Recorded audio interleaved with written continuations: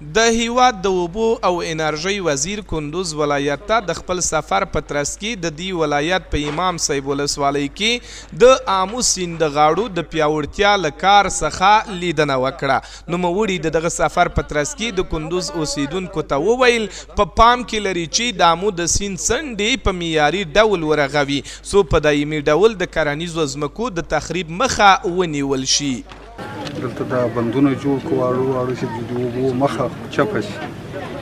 نو دا سد ورته ولیدل تقریبا دلته منظور شوي دي 3 تکمیل دي او 4 به نور هم جوړیږي او دا بودیجه ټوله د افغانستان اسلامي امارت د بودیجې نه تکمیلیږي.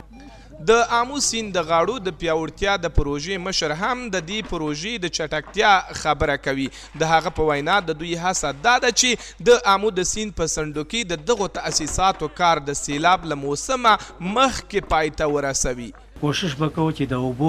د راتللو زیاتواله تر مخکې موږ د خلکو دا مشکل خدای پاک حل کړي او بل دا خبره ده چې دا مشکل چې د 50 کال نه مخکې دا روان دي او دا په یو کال کې نه ختميږي. د کندوز اوسیدونکو د دې پروژې په پلي کېدو خوښ دي. دوی وایي چې د دې پروژې په بشپړېدو سره به د زرګونه جریبه کرنیزو ځمکو د تخریب مخه ونیول شي. زه د امارت اسلامي د خدمت څخه نه سل په سلو کې دا ټوله 25 کلی سرت شیرخان بندر دا ټوله خوشاله سل په سلو کې ځنې خوښو خو باخمانده کارونه چې مثال تقریبا 3 ډکې یا 4 ډکې پاتې دي خواهش کوو چې دغه ډکو ډیر ضرور باید خدمت نور هم وشي چې دا کار د روز موږ څخه نه بد شي. د دغه پروژې اهمیت ډیر سخت ډیر دی ځکه دلته یو ترانزیتي شیرخان بندر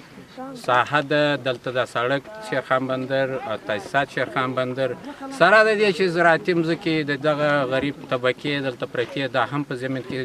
بچیږي. د آمو د سیند د غاړو تحکیمات د هیواد په کچا یوه له سترو ودانیزو پروژو څخه ده چې له څه مودې راهیسې په جدي توګه کار روان دی.